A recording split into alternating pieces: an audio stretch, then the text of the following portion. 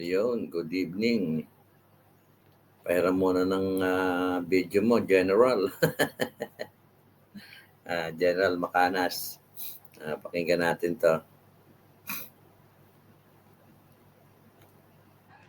Of the Office of the Ombudsman dismissing the cases against Secretary Boying Rimulya et al. Yung 5 sila. Et al. Under the rules of the Office of Ombudsman, AO7 series of 1990, a motion for reconsideration may be filed within 5 days from notice of the decision. Sabi ni Senator Amy, I filed my motion for reconsideration within the day the decision was rendered. It was clearly filed on time. Yun, na-dismiss daw yung kaso ni Bonjing, no? Expected naman yan at nag-file ng MR, malabo yan. Ewan natin. Kasi kung titignan mo, yung sinasabi ni Bongbong Marcos na galit siya sa korupsyon at kawawa daw ang Pilipino. Tingnan mo yung komposisyon ng mga bata niya, no? Inilagay nila itong si Senator Iskol Bukol, si Tito Escalera sa Senate. Tapos ngayon dahil hindi nila madali-dali sa impeachment itong si Sara Duterte, pinipilit nilang ilagay itong kumbaga sa isda ito, maraming nakaumang na patibong dito kay Sara Duterte. At ito nga, yung ano nila ito. Kasi ang last na pwede nilang gawin kay Sara Duterte is gurgurin, which is very obvious at pagmumulan niya ng kaguluhan. So, umaano sila, dumadaan sila sa di umano ay legal, no? Legal na ginagawa nilang illegal. Halimbawa, katulad yung pagtatalaga nila kay Romualdez, kay Bonjing sa ombudsman, may kaso nga, tapos biglang kinlear bago, kasi kailangan niya ng clearance. So, makikita mo na yung sinasabi ni Bongbong Marcos na kunyari ay hindi siya nangingialam sa politika at wala siyang galawan ito ni Marcos. Nilagay niya si Tito Escalera sa Senate President, tapos itong si Bonjing Rimulya, siyempre lalagay niya yan sa ombudsman. Kasi lahat ng ginagawa nila na yan, it is because of Sara Duterte. Kasi kung totoo si Bongbong Marcos na galit siya sa corruption, unang-unang gagawin niya dyan, instead na ang palitan nyo ay si Chis Escudero, dapat ang tinanggal niya dyan si Romualdez. So, makikita niyo yung galawan, iba yung sinasabi ni Bongbong Marcos sa ginagawa niya. So, ang ibig ko sabihin dito, wala na talaga tayong pag-asa dito kasi binobola lang tayo ni Bongbong Marcos. Marami naman nagpapauto. Kunyari, ang ginagawa kasi nito si Marcos, kapag nagwawala na yung mga Pilipino, gumagawa siya ng isang hakbang na panguuto sa taong bayan. Halimbawa, katulad niya, no? Kunyari, naglagay siya ng independent body na mag-iimbestiga dito sa flood control na alam naman natin na more lokohan lang sapagkat kung totoo siyang gusto niyang tunton kung sino talaga, dapat tanggalin mo muna si Romualdez. Pwede mo namang tanggalin yan kalokohan yun. Unwritten rule yan sa Kongreso at sa Senado na kapag ayaw ka ng presidente na maging speaker o maging Senate President, hindi ka magiging Senate President. Pag gusto ka nilang gawing speaker at Senate President, magiging Senate at Speaker of the House ka. So, kung makikita mo yung sa halip na yung investigasyon ni Senator Marcoleta ay ituloy nila, pinahihinto nila at itong asong ni Tambaluslos na si Tito Escalera ay inililihis yung usapan, no? Inililihis yung mga kongresista. Sinasabi ko nga dito, sabi nga nung anak ni si Kiko ba yun, si Kiko Barsaga, ang dapat imbestigahan dito ay isama sa investigasyon dito ay si Saldico at si Romualdez. Kasi bakit daw? Tama yung sagot ni Kiko Barsaga because he is the Speaker of the House. Imposibleng hindi niya alam. Sinasabi ko nga parate. Apat na parte yan. Yung contractor, yung DPWH, yung kongresista, at itong si Romualdez ang magkakasabwat dyan. Kung hindi papayag si Romualdez, lahat na yan, walang hindi magpo-proceed dyan. Pag sinabi ni Romualdez, go, sasabihin niya sa congressman, go. Sasabihin niya doon sa DPWH, go. Sasabihin naman ng DPWH sa contractor, go. So ngayon, pag nag-go na yan, dyan na ngayon papasok yung 25% sa akin, 10% sa akin. So, makikita mo na parang pinagtatakpan nila at ang gusto nilang imbestigahan dito ay yung panahon pa ni Presidente Duterte. Saan ka naman nakakita nung gano'n? Malinaw naman na 2022 ang sandamukal na nakawan. Kasi hindi naman po pwede sa lahat ng bansa sa buong mundo, hindi nawawala yung korupsyon. Hindi yan nawawala. Hindi mo yan pwedeng tanggalin lahat. Kahit sa anong gobyerno ng mundo, may korupsyon. Pero naiiba ito sa Pilipinas kasi parang sa Pilipinas kasi parang legal na yung pagnanakaw. At ang nakukulong yung hindi magnanakaw. Ganun ang nangyayari ngayon sa Pilipinas. Kasi nga, hinahayaan ng presidente. Hinahayaan ng presidente. Diba? So, sinasabi ko dito, kahit ano gawin natin dito legal, walang mangyayari dito. The only way na mapahinto mo ito is sa mga tao. Sabi ko nga, parati ko nga sinasabi, ang kinakatakutan lang ng gobyerno ay dalawa, yung sundalo at yung taong bayan. In this case, hindi sila takot sa sundalo dahil kontrolado nila yung sundalo.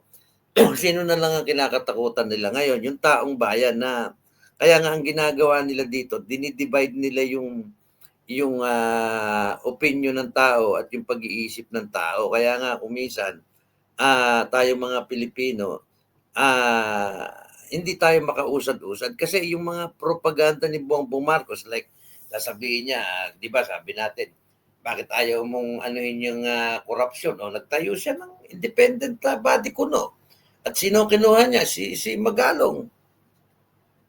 Ako hindi na ako naniniwala diyan kay Magalong sapagkat una pa lang, hindi niya maituro-turo si Romualdez. Paano niya iimbestigahan si Romualdez kung banggitin lang yung pangalan na hindi niya mabanggit? Hindi niya mabanggit na maaaring ito'y kasabwat o di.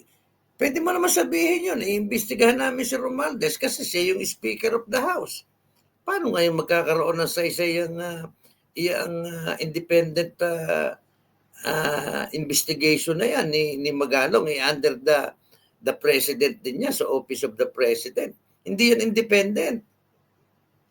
Salita lang yung independent, still under the President yan at pagka naglabas yan at kung maglalabas man ng totoong resulta yan si Magalong, ang tanong doon, papayag ba ang Presidente na ilabas niya kung ang sasabit ay sila na mismo? Hindi papayag ang Presidente. Sigurado sasabit ang Presidente sa investigasyon Parang yung kay Pinoy, di ba, nag-imbestiga diyan si Magalong. Bakit sumabit si Pinoy? Kasi nga, command responsibility. O may nangyari ba? Wala. Nag-imbestiga si Magalong ng totoo.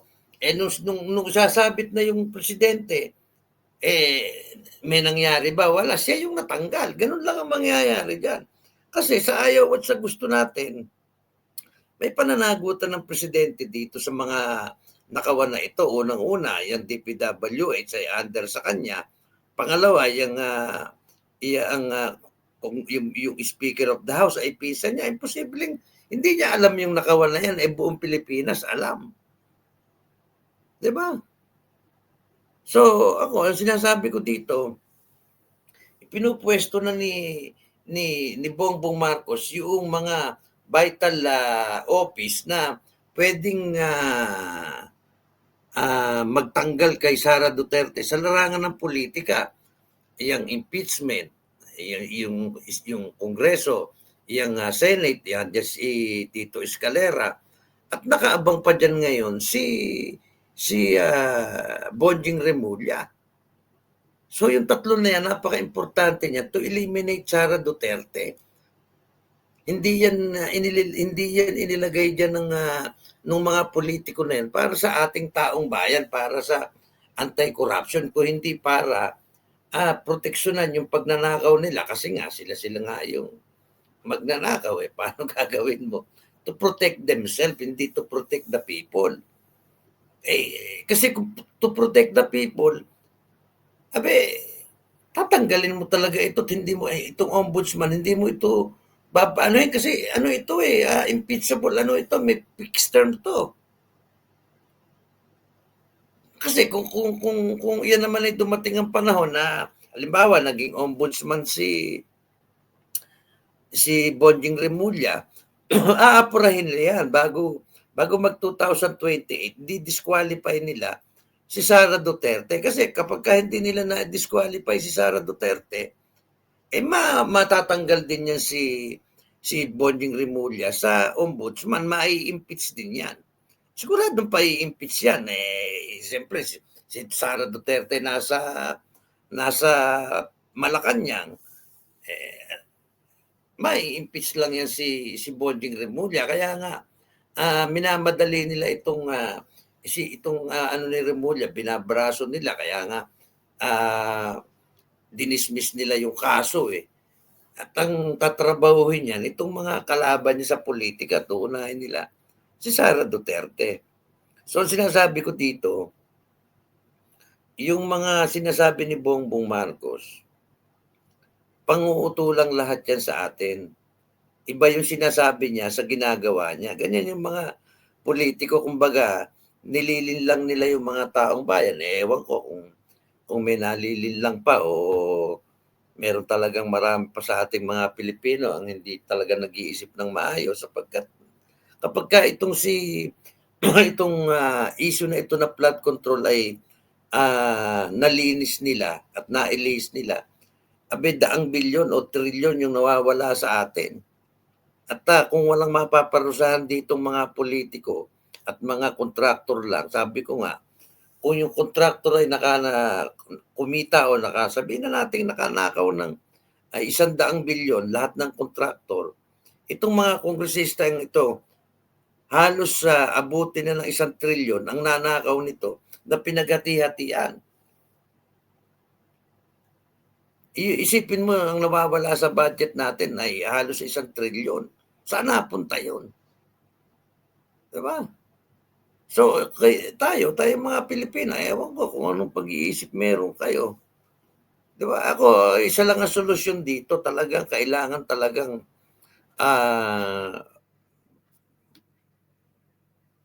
pababain na ito, pag-resign nila ito si Bongbong Marcos. Kasi sabi ko nga, the power came from the president. Kahit tanggalin mo yung mga magnanakaw na iba niyan, yun nga lang, hindi mga kongresista nga lang na ordinaryo hindi nila matanggal di ba?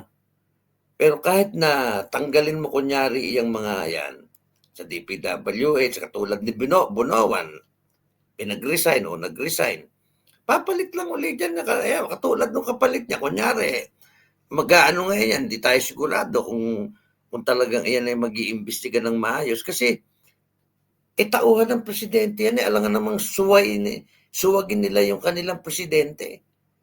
So, ang problema ng bansa natin, yung talagang presidente. Regardless kung nagnanakaw siya o hindi. The mere fact na siya ay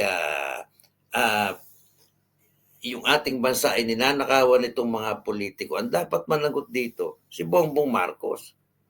Kaya nagnakaw siya o hindi. Kasi alam niyang may nakawan eh. Ano nga siya ng independent body, di ba? Kung alam mong may nakawan, bakit ngayon ka lang kung hindi nag-alsa yung nagwawala yung mga Pilipino? Sabihin, tanga kang presidente. Kung hindi ka magnanakaw, tanga ka. Eh sabi niyo naman, matalino si Bongbong Marcos. Eh magnanakaw si Bongbong Marcos. Dalawa lang ang pagpipilian mo dyan eh. Kung tanga ka, umalis ka na dyan. Kung magnanakaw ka, paalisin natin.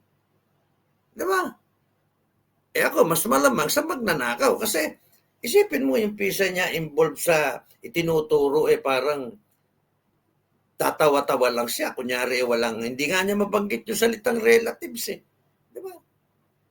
Wala sinamang ano yan. So sabi ko nga, kung hindi magre-resign si Bongbong Marcos, at definitely hindi magre-resign yan, either patalsikin ng taong bayan yan or else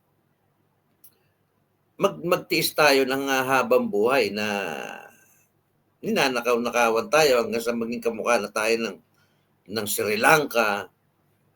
Baka nga maging kamukha pa tayo ng Somalia pagdating ng araw. Kasi uubusin lahat nila yung pera natin eh. Hindi nagsasawa sa pera, mga puta. Lang puta. Trilyon ang ninanakaw sa isipin mo, 3 taon mahigit.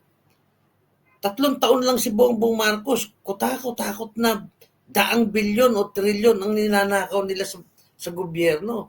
Tapos ngayon gusto pa nilang ituro kay Duterte.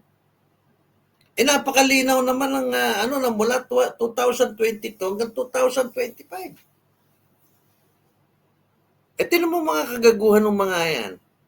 Diba? Saka naman nakakita ng gano'n. Ang linaw-linaw nung petsa. 2022 hanggang 2025, doon nagkaroon ng malaking nakawan. Ngayon, kung sa panahon ni Presidente Duterte may nakawan, sabi ko nga sa iyo, walang perpektong gobyerno. Pero hindi naman katulad nito na trilyon na halos yung less than. Sabihin mo ng 1 trilyon ng budget natin ang nawawala. Lahat ng mga kongresista busog na busog. Nakita niyo naman yung mga pamumuhay. Katulad ni Arjo Atayde. Si Arjo Atayde, isipin mo yung may bahay doon sa Paris. May beach resorts ba yon sa Batangas ba yon? May chopper, may ano tawag doon? Lunch. May yate. Tapos may pinapagawang mansion. Wala namang ano ba trabaho nung tatay nito? Yung tatay nito dati ay nasabit sa kidnapping. Yung nanay nito ay hindi naman artista sikat. Saan nila kinuha yung pera na yon? Tapos nagagalit pa kayo. Alam nga naman galing kay Maine Mendoza yon. Loko-loko. Hindi ganun kayaman si Maine Mendoza para makabili ng isang bahay sa Paris. At bakit naman bibili si Maine Mendoza ng bahay sa Paris at patitirahin yung mga... Si Maine Mendoza may mayaman pero hindi niya kayang bumili ng bahay doon sa Paris. Saan galing yun? Bakit hindi nyo imbestigahan kung saan ang galing? Kasi ang tinuturo nung Diskaya yung si Art Atayde. May pagkasang ganun nung araw ito, di ba? Kita nyo yung isang sa TikTok may kumakain. Yabang ng yabang, 100,000 lang daw ba? Sabi nung kayo, naglabas na 1 milyon. Ganun tayo winawalang yan ng mga ito. Di ba? Bakit hindi nyo imbestigahan? Inililihis nyo, inilalagay nyo lang doon sa... Kaya nga sabi ko, itong si Tito Escalera, si Iskul Bukol, dapat talaga dito, mapalitan ito. Kasi kung hindi nyo papalitan yan, Ako ito payo ko lang sa'yo, Bongbong Marcos, no, kung gusto mong tumagal ka diyan sa puwesto mo at makatapos ka ng termino mo, tanggalin mo si Tambaluslos, tanggalin mo si Iskol Bukol, at yung si Bonjing Remulla, huwag mo nang ipilit na maging ombudsman. Kasi oras na ipilit mo yan, dinadagdagan mo yung galit ng tao.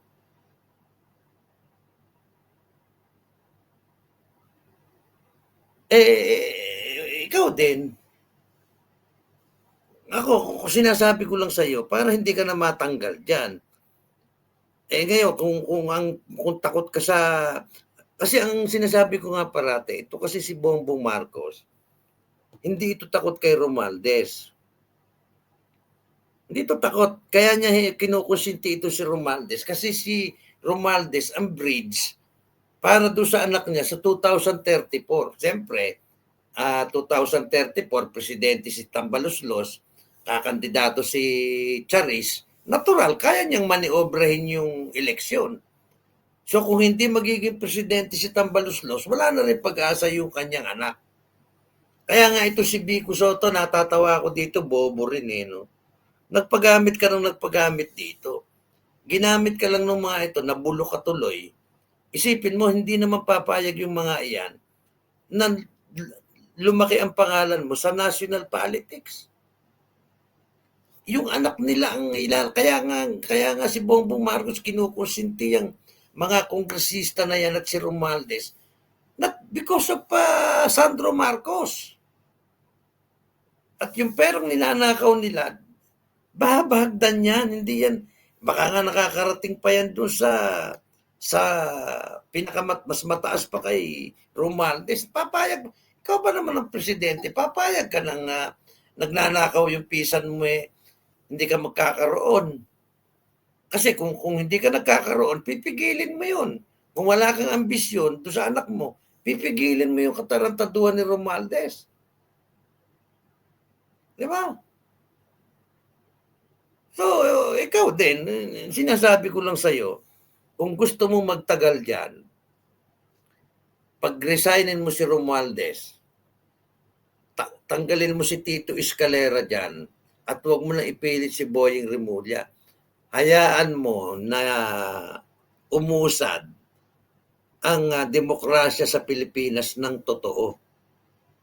Total, naging presidente ka naman na. Ano pa ba gusto mo? Napakaswerte mo nga. Bangag na bangag ka. Naging presidente ka. Malalagay ka sa history. Gumawa ka nga ng history sa Pilipinas. Bakit? Sa dami ng presidenteng matatalino, isang bangag lang at napakarami pang nakawan. Di ba history na yung ginawa mo? Hindi mo nga akalain na magiging presidente ka Di ba? Dahil sa mga Duterte, kaya ka naging presidente.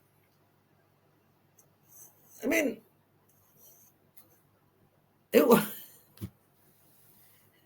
history ka na, Brad, Bongbong. Ikaw lang yung nung maging presidente, ikaw yung presidenteng bangag. Ikaw yung presidenteng daan-daang bilyon ng nakawan. Wala kang nagawa. Gusto mong malagay ka sa history ng ganon. Di ba? Siguro, nasa sa iyan kung ayaw mong Pero ako, ulitin ko kung gusto mo pang magtagal dyan sa posisyon mo, huwag mo na ipilit si Bonjing Remulla kasi magagalit lang tao Tanggalin mo si Romualdez, hayaan mong imbestigahan ng parehas. At yan si Iskol Bukol na aso ni Romualdez. Huwag nyo nang paikot-ikutin ng mga Pilipino kasi galit na. Daang bilyon ang pinag-uusapan dito o trilyon. Nako, ewan ko. Tignan natin at sunod-sunod na rally baka naman magising na Nako, lang at maraming salamat.